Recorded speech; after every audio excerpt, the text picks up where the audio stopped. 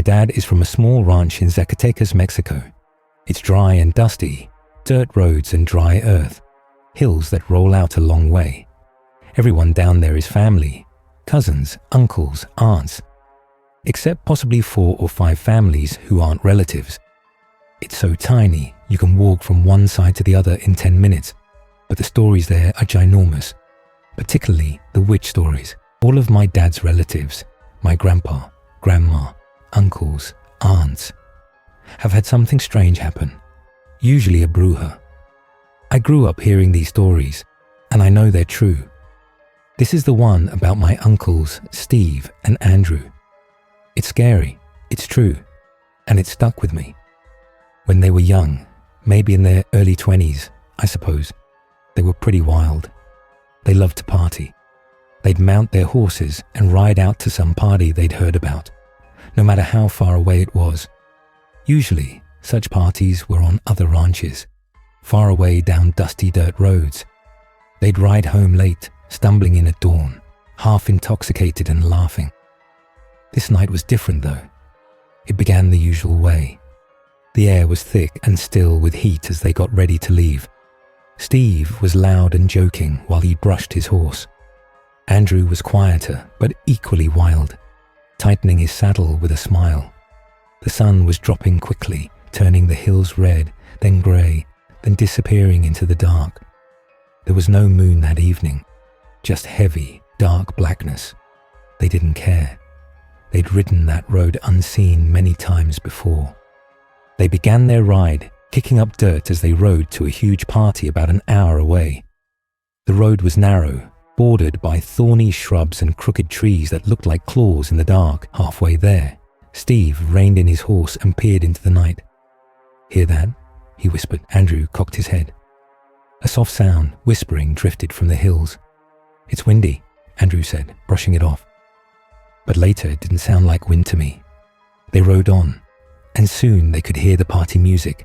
Guitars, laughter, and clinking bottles. They tied their horses to a post and leapt in. The place was crowded. People were dancing. Lanterns swayed back and forth, and the strong smell of alcohol hung in the air. Steve scanned the crowd when he suddenly stopped.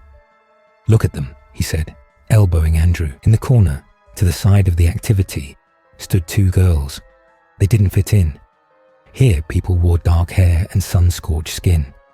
These girls, they wore pale blonde hair that glowed like gold and skin so pale it glowed. Their dresses were old-fashioned too, long and flowing like they belonged in a painting. Steve grinned. "They're out of some storybook," he said. Andrew shrugged, but he followed Steve as he walked confidently over. "Hey, wanna dance?" Steve asked, tipping his hat. The girls smiled, small, pointed smiles, and nodded. Up close, they looked even weirder.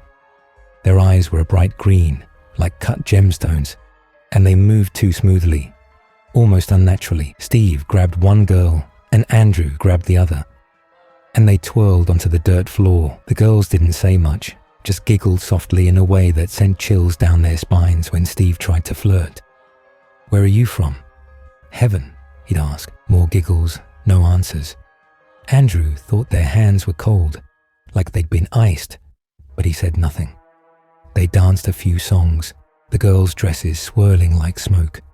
Then the party started to die. "See you around," Steve shouted as they headed toward their horses. The girls just watched them leave, their green eyes gleaming. They had been riding back for about 30 minutes when Steve suddenly pulled on his reins. "No way," he said quietly. Andrew looked up. Ahead on the path were the same 2 girls, light hair, pale skin, walking slowly as if they had all the time in the world.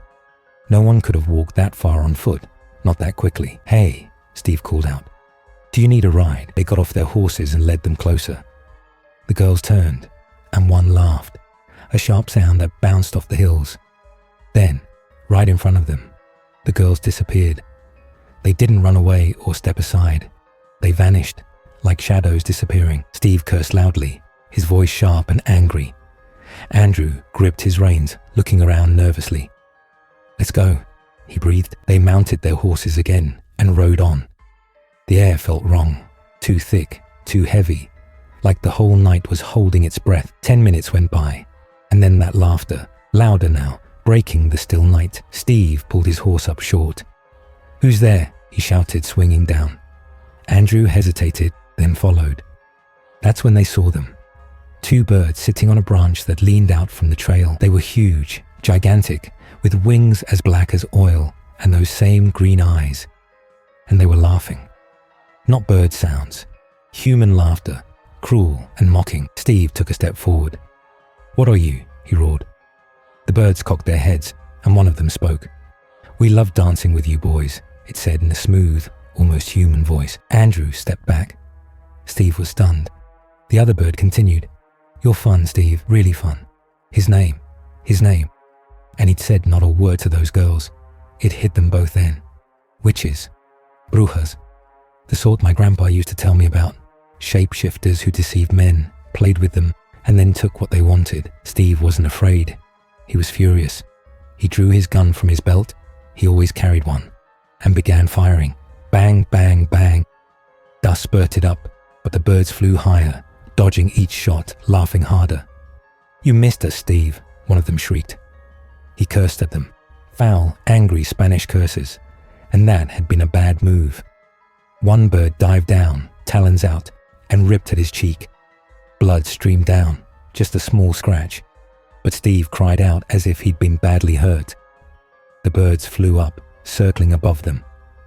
"Thanks for the fun, Steve," they trilled.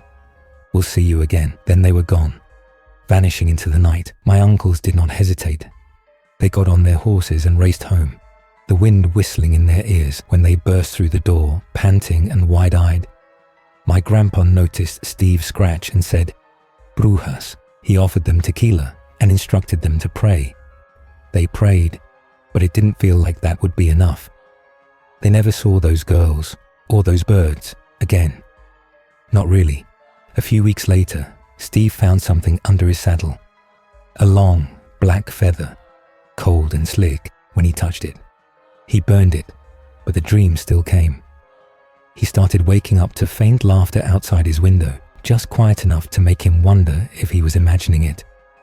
Andrew said he heard it too, once, but he wouldn't tell me anything more about it. And here's the strange part. Years later, my cousin found an old photograph in my grandpa's trunk. 2 blonde girls, ghost pale, standing by that same ranch road. No one had any idea who they were, but the back had some scribbled words. Las Danzantes, 1920. Dancing witches. My uncles didn't know it then, but they had danced with something older than the hills. Steve still went to parties. He was too stubborn to quit, but he never danced with a stranger again. Andrew grew quieter after that, always glancing at the sky whenever he rode at night. They told me this when I was a child, huddled around a fire, their voices low as if they didn't want the darkness to hear. I believed them. How could I not? That scratch on Steve's face, never quite healed, thin and white, a silent warning. And sometimes, when I'm at the ranch, I think I hear it too. A laugh, sharp and distant, carried by the wind.